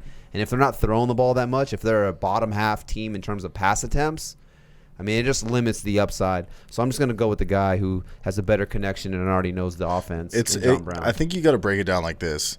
Is a 5th-round guy worth 5 extra rounds versus John Brown? Like you got a 10th round and a 5th round, and is that spike in ability that much more? Like, is there that much more value to get him in those rounds? And I think that, Tyler's just making the case that he'd rather have John Brown in the 10th. But you're kind of more saying is like, well, look, I think he's still worth it. You think Stefon Diggs can finish what? I'm looking at Diggs as like a top 15. That's where I think, and I know that's crazy, but I'll beer bet you. Yeah, we'll beer bet. So I just think that's where he's going to finish. Quick draw. I mean, but this is obviously if he plays a full season. That's fine. But I think he has the full ability to finish top, especially because if Singletary stays healthy, they're going to be able to pass the ball. Everyone on the field is going to be able to catch the ball. So it's just, I think the Bills take that next step. I mean, why not? Well, I mean, will see. they got Diggs. They wanted him. They could have gotten anybody they wanted. Granted, Diggs was begging to leave there, but they wanted him. That was their guy. I mean, we can. I mean, if Cole Dis, We'll if see. Cole, I said if Cole, Me and Anthony will take that beer bet. if Yeah, Cole for Beasley sure. disappears, he'll probably be top 15. But I don't see Cole Beasley disappearing. Yeah. That's the problem. And Singletary could be more involved in the passing game, and Zack Moss could even eat for into sure. that. And I then agree. if that happens, Stefon Diggs is a bust. yeah, this isn't a detriment to the Bills. Not a bust to the Bills like as a team, but it's a bust if you're taking him at pretty high in fantasy football. Oh, Because he will be inconsistent. 100%. I didn't mean to say detriment. I mean, it's not an indictment on the Bills team. I just think that Diggs is just a supreme talent. It's more of how good I think Diggs is as far as just give him a shot. I think he's good. That's all. I like everyone else. I just think he's going to, Sure. you know. Well, the let's- Bills we as an talk- offense are going to be fun. We talked about Diggs. We talked about John Brown. Let's talk about. Ooh. Oh wait, do we? Mono We don't want Donald? to talk about tight ends for the Bills. I mean, they have Dawson Dawson Knox, Knox. but like I said, Yeah. how much We'll see. how much piece of the pie is there to go around? That's enough. So, Sure. Catch us week 3 of the actual Pie's season. gone. All right. Well, I will say I do like Josh Allen and I do like John Brown. If anybody wants Daddy's 2 cents, let's move on to the New Don't you York force that. Jets. We got Sam Darnold. Hey Donald, Hey Darnold. Hey Darnold. I'll make this quick for Sam Darnold. It says on my notes, Sam Darnold ... Underrated. See Adam Gase. Wait, does he see Adam Hey, Gase did- with those eyes that he had at the Those are press the end conference? of the Or notes. he's Did like, you steal my notes? But I mean, I don't know. Sam Darnold, there's a lot of hype for him coming to USC. Dre, I know you're a big USC guy, but I mean, in 2 years, he hasn't played a full year yet. He's only played 13 games in each year, but only 2,800 yards and 3,000 yards, and he hasn't topped 20 yards in either one of those years. Those are just gross numbers. Next. Man, Streamer, and there was so many games last year where we were bringing him up as like streamer, and I was like, dude, I can't trust him. Yeah. And it's like maybe we could trust him. I think it all falls on Adam Gase too. Yeah, It's if Adam just- Gase goes, then it's like maybe. Yeah, I like Sam Darnold. The Jets were winning games. They beat the shit out. I think that Cowboys game, obviously that's not what he can do every game, but that's like the talent that he does have, that he could do it. Yeah. Are you drafting Sam Darnold? Maybe late. I think he's going to be, dude, I think he's going to be all right. I think it was Le'Veon's floor last year. I mean, you get Perryman. You still have Jamison Crowder. You get Denzel Mims. I actually like Sam Darnold. He did well, and they won games when he came in. So, I mean, I think they got to figure out. But it's going to be all on Gase though. But I think Darnold has the talent by far. He has a talent to finish top 12, and it wouldn't surprise You me. sound like a USC fan. Jesus, that would surprise the shit out of me if you finished top 12. See that dog? But the thing is, I watch the Jets a lot. Like he's got the talent. It's just. It's the Obviously, he's got the inconsistency. talent. He went in the top. but- Well, yeah, no, I'm saying five picks. they or all the have the draft talent. position. he has the inconsistency. I wouldn't say not all of them. One thing I don't like about Trubisky Sam doesn't. Darnold was when he was at USC, he threw Trubisky like was top 20. He 12. threw like 20 interceptions. It's like how Yeah. can he throw 20 interceptions in college, and then now the game just gets harder. Oh, and I the can tell players you. get faster, and you expect to not throw that many interceptions? No, Yeah. I think we've touched on Sam Darnold Yeah. way too long. Yeah, I think y'all I are think tripping. if you touch him, you'll get mono. So I don't want to touch him. Anymore. That is true. Yeah, I heard he also But has. it wouldn't surprise herpes. me at all. Well, Top no, 12. let's touch on Le'Veon Bell right here because I feel like he is one of the trickier guys here. I mean, Le'Veon Bell, Mike, you're a Steelers fan. He was a savage in Pittsburgh. I mean, the guy was, he was incredible, putting up some crazy He's probably numbers. one of the most fun running backs to watch. I'm not gonna lie. For Just sure. the way he played because it was Yeah, it so was- different. It was like I gotta handsome. write these things Yeah. down. That He I goes He's just to like- the Jets, and we did a segment on, is he worth a first round draft pick? We all kind of agreed that he wasn't, and we pretty much hit that nail on the head. I mean, he finished was last year. RB 16 in PPR, RB 17 in half point PPR. Well, so what do you guys feel on him right there? I mean, he still had 311 touches. That was the 8th most for running backs, 7th most targets for running backs, 7th most receptions for running backs. So he's still heavily utilized. Do you think his days as a number one running back are gone, and he's more of like this middling RB2, or is it just the C Adam Gase again? So I was Yeah, gonna I say, think see it's Adam the, Gase, yeah. dot, I was dot, literally dot. about to say the same thing. And see Gase. Le'Veon Bell's bank account. ... I mean, For we're always sure. preaching like volume and opportunity. I mean, 300 plus touches is not easy to come by. There's only a handful of running backs, maybe 10, I think it was, that had 300 or more total touches. So that's, in terms of opportunity and volume, you're getting a top 10, top 12 guy in terms of touches. So, but what do you think? I I mean, are you taking a shot on him? No. I mean, me personally, I think last year was his floor, and he still had 1350 as far as yards, and he still had 4 touchdowns. I mean, he finished PPR 16. I just think last year, I mean, until obviously he gets older, but that was his floor for the next couple years as long as he plays. For where he's going, I'll take him. I mean, he's like you said, 300 touches is hard to come by. If he's healthy, he's going to get that shit again. Yeah. So sign me up. I'll take his ass. With a better offense, you got more weapons. I mean, I like Sam Darnold, so I think Le'Veon can help you win the league, honestly, as long as he plays and stays healthy. Because, I mean, like I said, for where you're taking him in ADP-wise, who else is getting 300 touches? What round is he going in right now? Like a third round? I'm trying to look that up right now. In real draft, probably. Yeah. I've seen him like third and fourth, like on the turn. I'm like torn on him because last year, like I said, we thought he would be like an RB2, and he didn't put anything. He didn't give you those 20+ games like he did when he was with the Steelers, but he was getting you 10 to 12 points like every single week. So he wasn't like winning you weeks, but he was getting you, points. Obviously, it wasn't where you drafted him at in terms of points wise, but I mean, the offensive line was bad. They did go out and address that in the free agency and the draft. They get some players. But one thing I saw right here, 34th best juke rate. I mean, when you're thinking of Le'Veon Bell, you're thinking way better than that. But that's gross. And then this was, sure. Hashtag interesting stat. He was outside the top 30 on rush attempts inside the 20, outside the top 30 in rush attempts inside the 10, and outside the top 30 in rush attempts inside the 5. So I don't know what Adam Gase was doing. Losing. Just when they got in the red zone, they just were not giving Le'Veon Bell the football. It was crazy some of the names that I saw that have more carries inside the 20, the 10, and the 5 than Le'Veon Bell. And only one carry over 15 yards. I mean, these numbers were just – I was looking at them and I was like, I couldn't believe this. You were like, yucky. Yeah, I mean, I personally saw a little bit of a different player on the field, like when I did watch him. Adam, like that was one of the main things I remember bringing up. We brought up as well too is the Dolphins going into last year had 11 touchdowns over the last 2 years in the ground game, and it's 17 over the last 3 because I think they had 6 last year. They just don't run the ball. Adam Gase has not used the ball in the red zone. Then they bring in Frank Gore. I know Frank Gore isn't the sexiest name, but Adam Gase has a history of Frank Gore. He's a man crush on Frank Gore. Frank Gore came there to play. When Frank Gore specifically comes there to play with Adam Gase, he came there for a reason. Not because it's like, hey, you're going to back up Le'Veon Bell and get 2 touches a game. No, he's going to see some fucking carries 100%. So funny. Probably inside the 10 and the 5 because Le'Veon Bell wasn't getting him. He's like, hey, I'm going to piss off Le'Veon Bell. Gore, come here. Yeah, and this is straight out of Adam Gase's mouth. We want to keep Le'Veon as a B for bust. I'll make players a potential bust go with B's.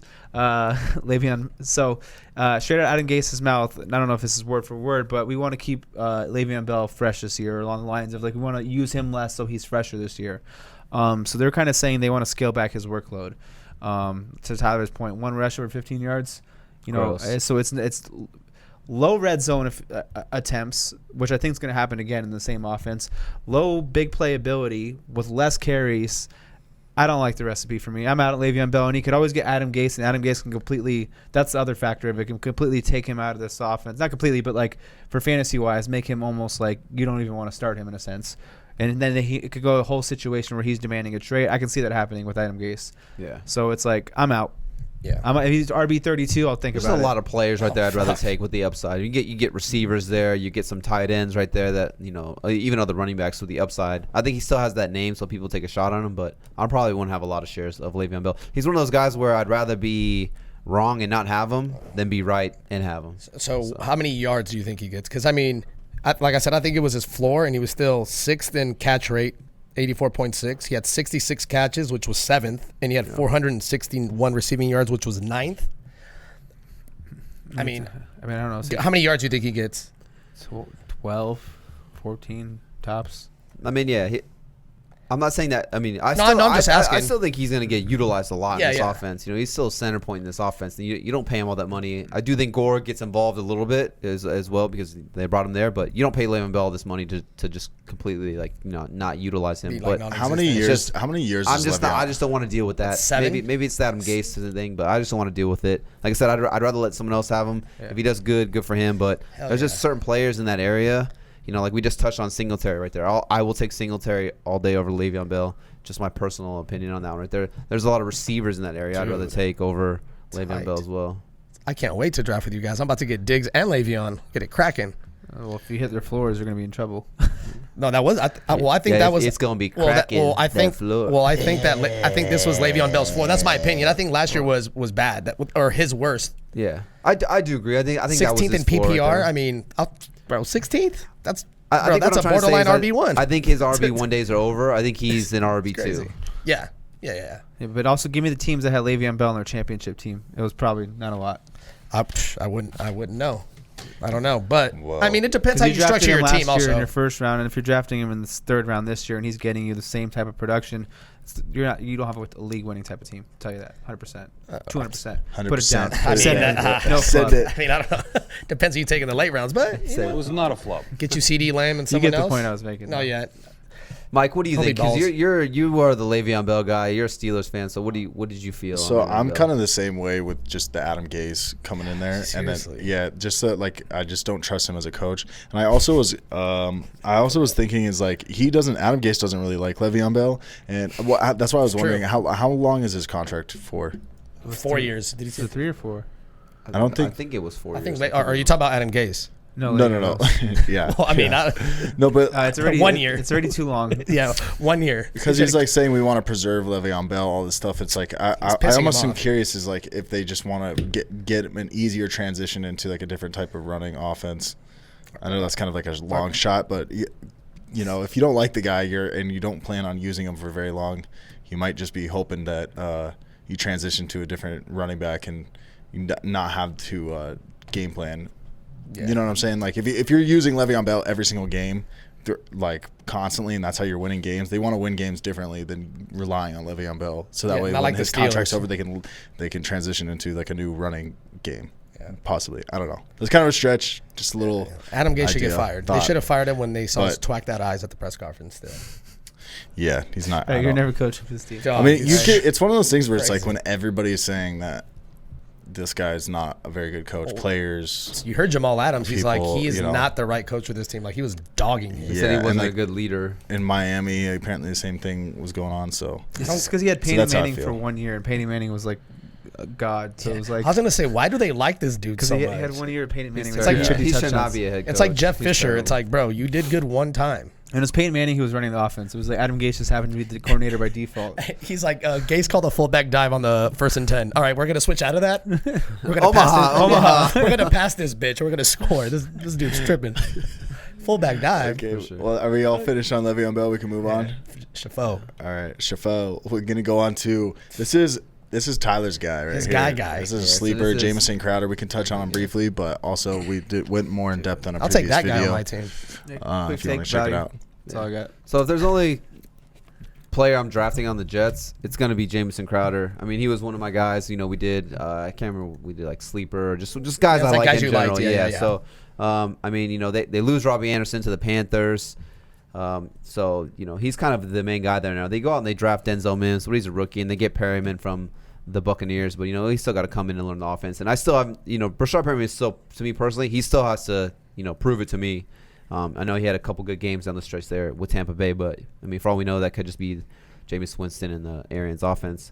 But you know, the 24.7% target share for Jamison Crowder, that was 13th most for wide receivers, 18th most targets for wide receivers, and then 88 slot targets, which was the third most for wide receivers, or just third most in general, actually.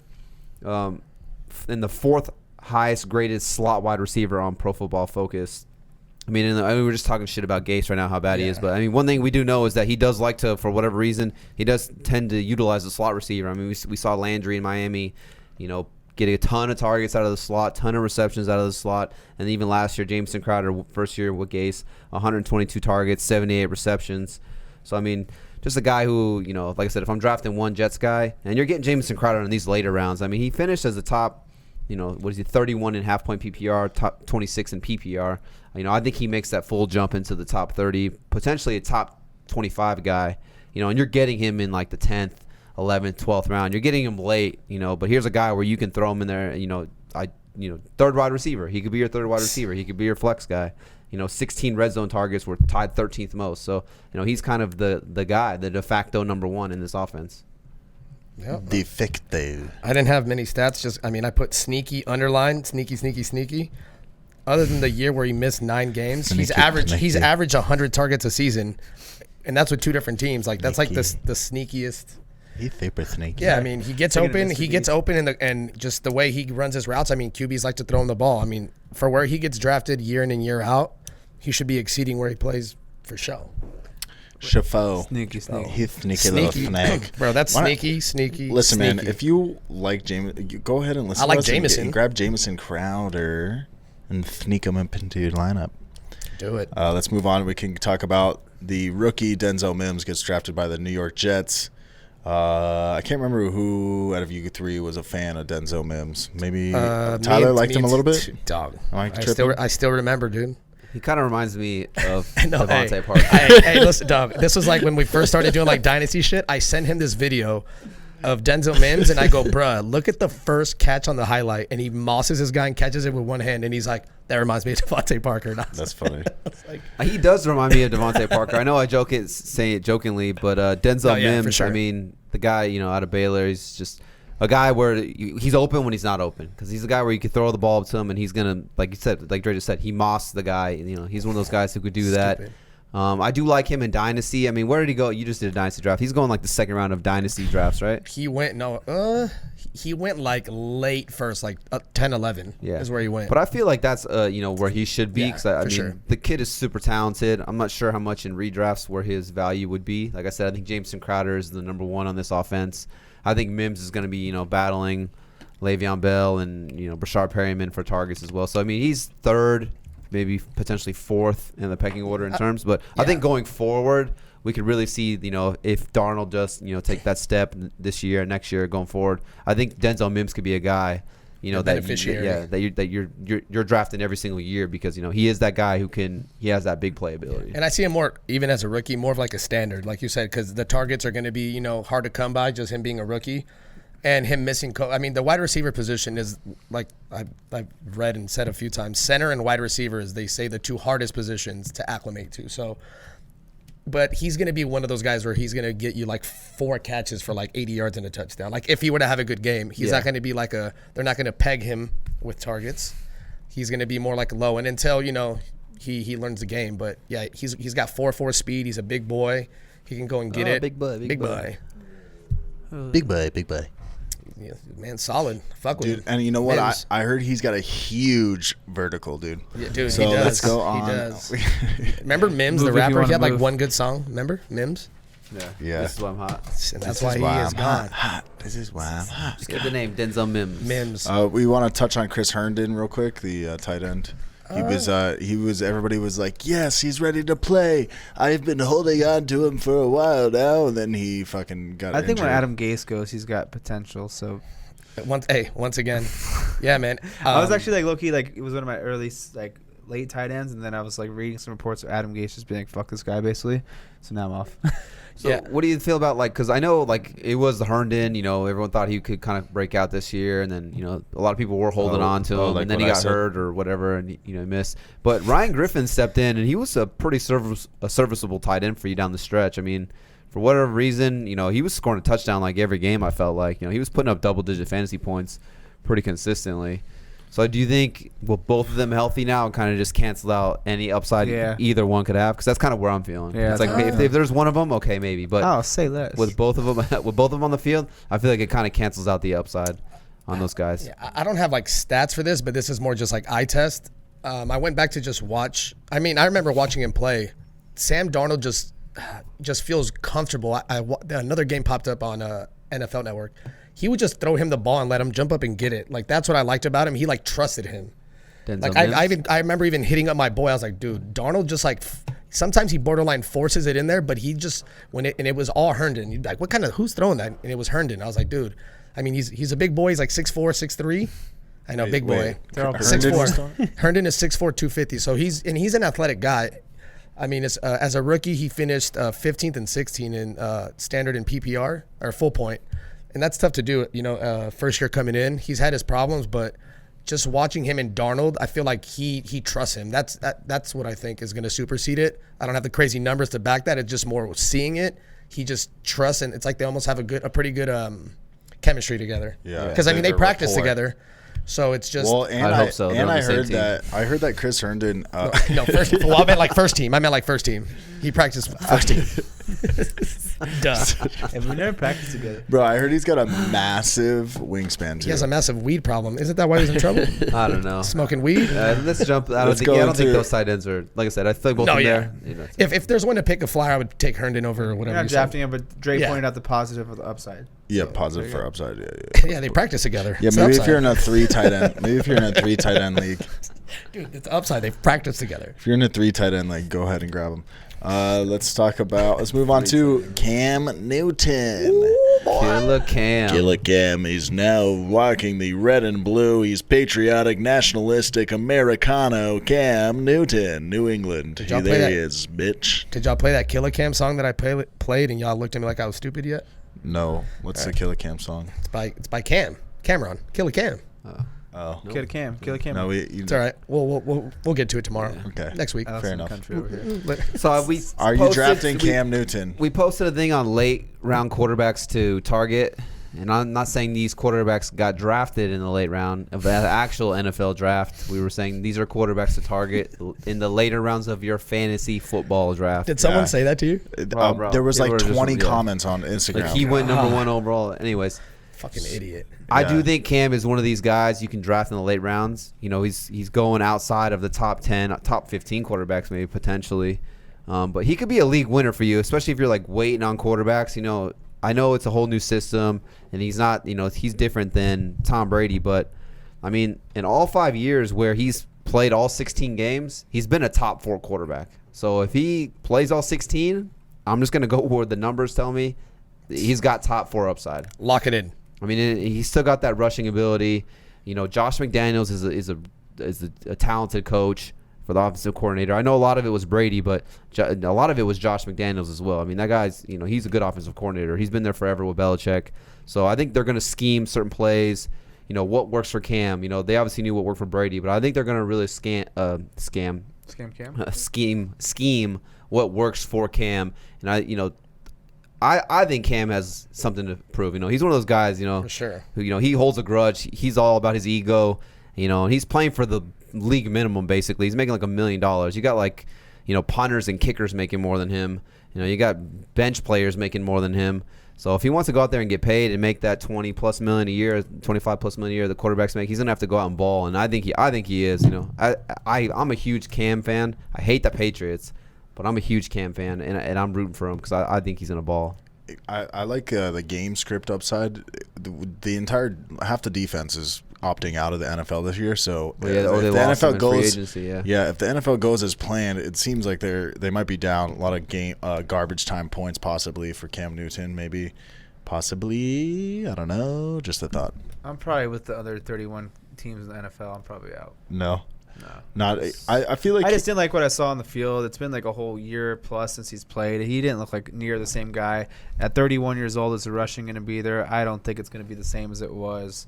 I don't even think as a thrower he didn't even look near where he was before that. So I'm out.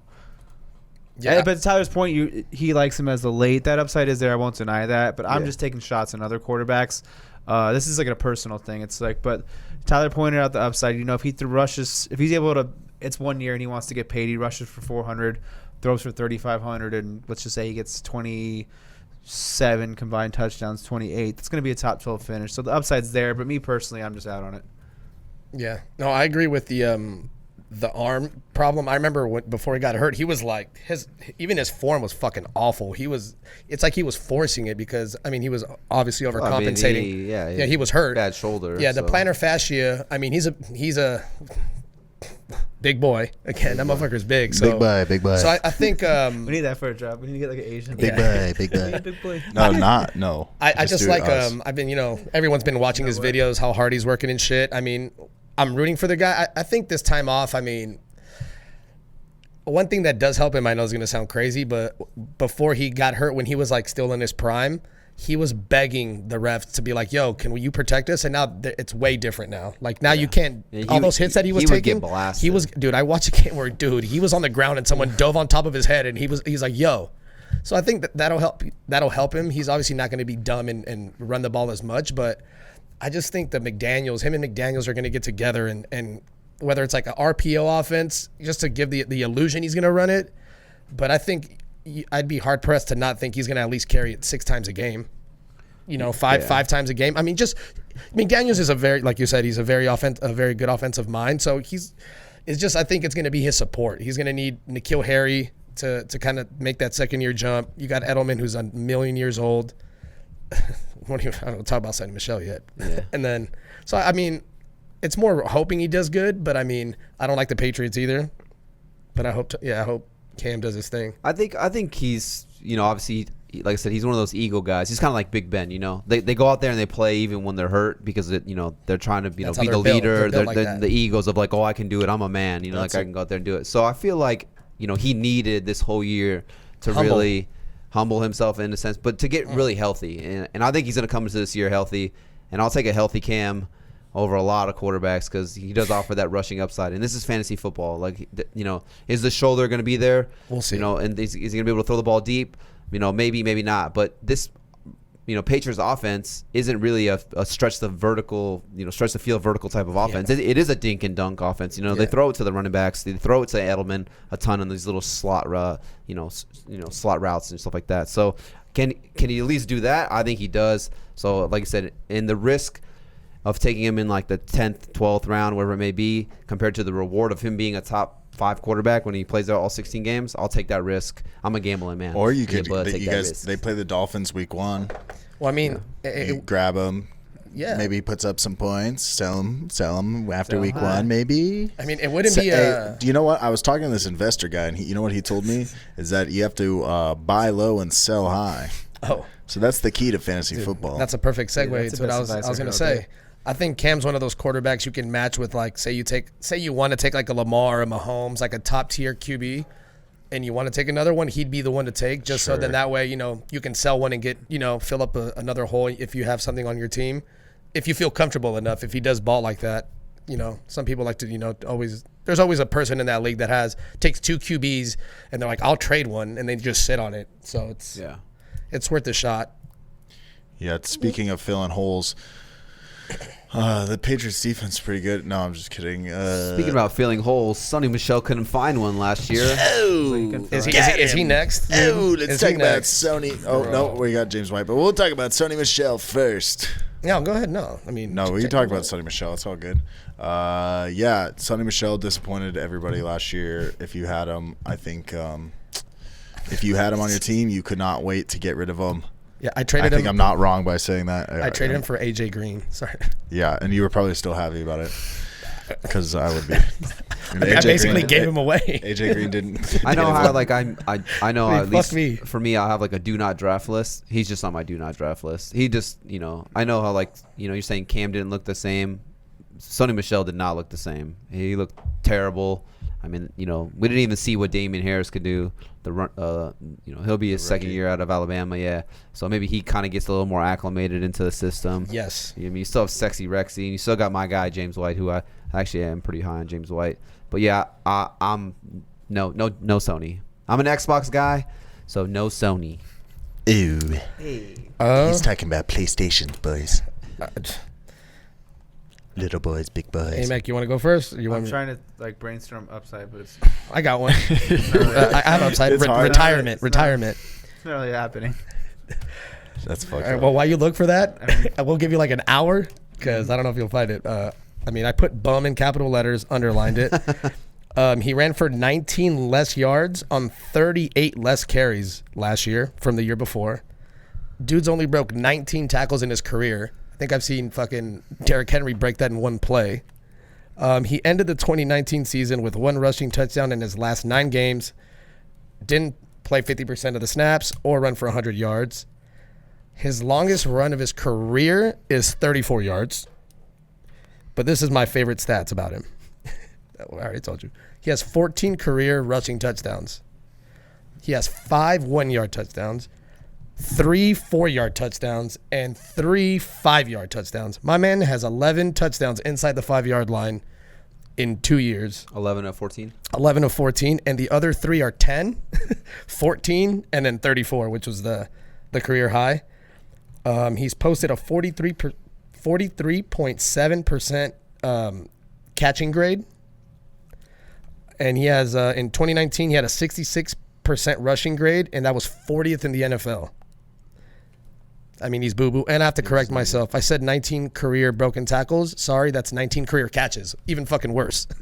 He has So 19. no upside in PPR. I mean, yeah, he's like you said, he's not explosive. He just plops over. I mean, 5 1-yard touchdowns is amazing to me. I think, and then if you look at the Super Bowl, he ran it from 1 yard in against the Chiefs, 1 yard in. Well, so it's probably. I think it's what's bigger too is that it's a small sample size, and he has 5 touchdowns within the 1 yard line. Yeah. You know what I mean? Like if he was, that's not that crazy. But if the fact that he only has so many, He just doesn't break off the big runs. I think is what you're trying to say. He's not an explosive runner. He's more of the product like, hey, we're close to the goal line, fall into the end zone. Yeah, like he's not exactly. You're not going to hand him the ball in the 15 and be like, all right, let's see what you can do. Like they'll give it to him on like 3rd and 1, shit like that. He just looked like unelusive, lethargic, unexplosive. Yeah. is that? I'm big on Damian Harris though. I think because usually Belichick doesn't really use his rookies, but he took Michelle in the 1st round. So, But I mean, Damian Harris, he split time with in college. God damn it, at Alabama. I'm so Nick bad. Chubb? No. Didn't he play on the same team with a couple different running backs that are doing really well? Yeah, all the Alabama guys. Yeah. But Josh Jacobs. yeah, I think that's what it was, Josh Jacobs. And he's gotten, I mean, I don't know. If you go back and look at him, he's pretty good. He's built. You're talking about Damian. Yeah, Damian Harris. Yeah. I mean, like I said, they took him in the 3rd round. It's just they didn't really use him. So I'm gonna target him in redraft, like maybe like the last round, just because all it's gonna take is one game where Sony sucks and Damian Harris does well, and it's over. You know how Belichick is. It's a wrap. And that's all, folks. So I'd rather be early. He's one of those players I'd rather be early than have everyone jump on him, as a waiver wire. So that's one guy I will be targeting in any redraft league. Anthony, what do you feel about Sony? You find any upside over there? I found a little bit of bright light. Is he a family man? Yeah. Does he? Okay. He's a 1, 2, 3. 1, 2, 3. He wrote the #1 essay in New okay. Jersey in 2005. 5 out of his last 6 games were all above 4.1 yards per carry. I'm trying to pull up the playoff logs, so potentially he was not at 100% coming into the season. I still think he didn't look very good. he had another surgery. I was trying to find some positive. He had another surgery, so I'm not drafting Sony Michel. But I mean, could he fall into 230, 240 carries and just be the lead back in this offense? It could happen. It can happen, but it could happen. Yeah. And the Patriots they don't fuck around when it comes to the 5 yard line. They run it. So it's probably someone I'm not touching personally. But if you want let's just say you went heavy on the wide receivers and you're like, fuck, I'm like, I need a starting running back week 1 who has in a standard league who has some touchdown upside, and that's the scenario I think you take him late. But outside of that, that's the only scenario I can make to take him. Yeah. So it's like if you're in any kind of PPR, you're not taking him. If you're in a half point, you're not taking him. A standard, that's your one consideration because he could be the goal line back this year, and he could fall into 220 carries and some touchdowns. Yeah, he'd have to fall to like the 11th round for me to even consider looking at him. I'm probably not taking him. Yeah, and even I hate standards, so I'm probably not taking him. And I'm in a standard league, and I still won't take his ass. So yeah, because he's smelly. It's a shame because he was so good at Georgia, man. He's so good at Georgia. I'm curious to track like his knee because this is me kind of tracking knee injuries. Like I said, I'm kind of off of it, but like you have a year where it's like multiple knee injuries and then carry on and him, and it's just to see what happens to these guys. Like I feel like it's probably done for possibly both of them, but was just curious. I'm curious to track their knee injuries of both of them for sure. Just to see like what it's their 3rd year happens, so we have like kind of something to reference for in the future. For sure. Truly. Yeah. Truly. So I'm with you guys. I usually avoid Patriots running backs, but I'm actually down with James White, pass catching running back, for especially PPR leagues. They play the Dolphins week 1. Are you guys still bad at defending pass catching backs? I don't know. Maybe. Yeah. I don't know. We have a lot of new defensive players. I think Tom Brady's going to push to get James White on the Bucs halfway through the season on some bullshit, but whatever. I mean, he is in a contract year. I do like James White. I mean, he finishes RB18 in PPR, RB22 and half point PPR. I feel like he's one of those guys who kind of gets slept on. He falls to those later rounds, 5, 6, 7 in a sense. But I do like James White. One reason why I'm a little, I think Cam can bounce back. As long as he's healthy. Obviously the rushing upside. But I saw that his highest completion percentage was in 2018. That was the year that Christian McCaffrey had 124 targets. Like I said, obviously those are little dink and dunk passes to Christian McCaffrey. Do I think James White gets 124 targets? No, but you want high completion percentage passes. 90. Yeah, you give them to fucking James White out of the backfield. So Cam knows how to utilize a pass-catching running back out of the backfield. I mean, 70-plus targets 4 straight years, 55-plus receptions 4 straight years. And then just, the last 2 years, he's played more snaps than any running back the last 2 seasons. And he's had more targets out of any other running back 5 straight years on that team for the Patriots. So he's just kind of Belichick's boy, I feel like. He's – for whatever reason, like we're just touched on Josh McDaniels. He's a good offensive coordinator. He knows how to utilize his playmakers. He knows how to, how to be an NFL coach, not like Adam Gase. Seriously.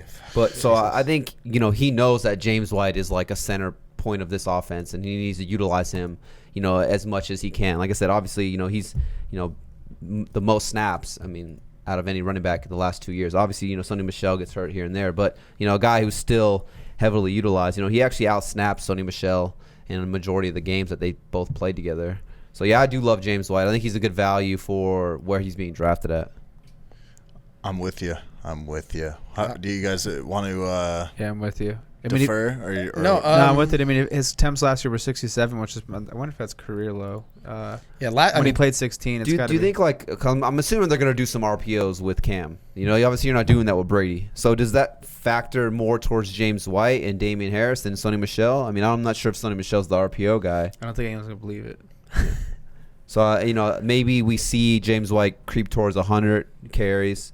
Obviously the target's 95 last year. I think he stays around there, 80 targets, 85 targets. Maybe not 95, but I think he still sees 80, 85 targets, which is especially in PPR. You're getting some good value there. Yeah, I think he creeps closer to 100 rushes. Maybe not 100 rushes, but like 100 rushes, 100 targets. You think it's? Yeah, that'd be a good. That's like. Everything kind of goes right, and you're going to be happy with that for sure, 100%, because you're going to get probably 70 to 80 receptions. You're going to get, over 1,000 total yards, and you'll probably get close to 10 total touchdowns, potentially. Yeah. No, I only have a couple crazy stats, probably just one.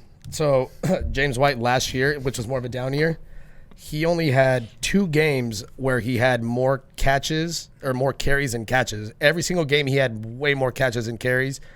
The only game he had double-digit carries, he got 33 fantasy points, 14 carries, 80 yards, but he had 8 catches for 98 yards and 2 touchdowns. Dude doesn't carry the ball. He had fucking 1, 2, 3, 4, 5, 6, 7, 8 games of 3 or less carries last year. So the fact that he's literally non-existent as a rusher and is still top 25 as a running back is, why the fuck not? He had games with 1 carry, 2 carries. He had a game he didn't carry it. Yeah. He's one of my guys. Do you think that the reason that Bill Belichick likes him is because his last name is White? Well, he should have got Super Bowl MVP that year. Yeah, but he really should have. It's just Brady, bro. Dude, that's for another day. The Falcons here? Yeah, dude. He had 3 touchdowns. Yeah. And he scored the game winner. Yeah. I think Julian Edelman with that 1 catch. That shit was lucky, but yeah, I feel you. Segue? Let's segue into receiver Julian Edelman. So when I was looking at the stats, I didn't realize this about Julian Edelman, but finished as the wide receiver 7 in PPR, wide receiver 10 in half-point PPR. That's pretty good for where he was going last year. You want to talk about getting some value there. Yes, sir. He's obviously a PPR guy. He's not a big touchdown guy. I think, 6 is a good baseline, I feel like, for him. Sure. It's just crazy. He's only played 16 games 3 times in his career. He's been banged up here and there. He always misses a game. But every time he's played 16 games, he's put up over 1,000 yards. So, if Cam can stay healthy for 16 games, Edelman can stay healthy for 16 games. It looks like, he's going to get 1,000 yards. That's what I would say. Yeah. I'm good. Quick on the Patriots receivers. It's Julian Edelman. That's it. Yeah. You're losing probably roughly 100 pass attempts with Cam Newton, maybe more, from Brady to Newton. So it's like I'm trusting one guy and that's it. Yeah. I liked N'Keal Harry even before Cam Newton signed, so I'm kind of not mad at it, but yeah, Just as like you're getting him, you could get him as in the last round. He was a person that got drafted in the first round. Yeah, it's like a late round You know flyer. what I'm I don't hate saying? it. You know, like Bill Belichick obviously seen value. That's why the Patriots got him. So, you know, he didn't really get a chance to play. You can grab him in the last round. Has the Not mad Patriots at it. ever drafted a good receiver? Not actually. They've drafted like 3 receivers in the really. first round. Ever. Ever. And, Yeah, it was- and they were not good. Only one was no, one was all right. Terry Glenn was. He is. Yeah, he was. N'Keal Harry was the first wide receiver taken in the first round since Terry Glenn. Terry Glenn was all right, but yeah, Right. The but Patriots, it's nobody. It's not like a Randy Moss. It's not Yeah, like they got Randy right, Moss. right. You know. Yeah. No, I said, like, in general, they- they got Randy Moss for a 4th round pick or 5th round Nuts. pick. I can't Nuts. remember. They It didn't have to spend a first It's round a pick. cracker jack box. So Cracker Jack box. we just quickly can go over that. And Julian Edelman. Yeah, I mean, go he had for it. 153 targets last year, like Anthony said. I think those I feel like his ADP. all is- those numbers, you know, you would think that the targets and receptions. I mean, he's normally a 90-plus reception guy when he's out there with Brady.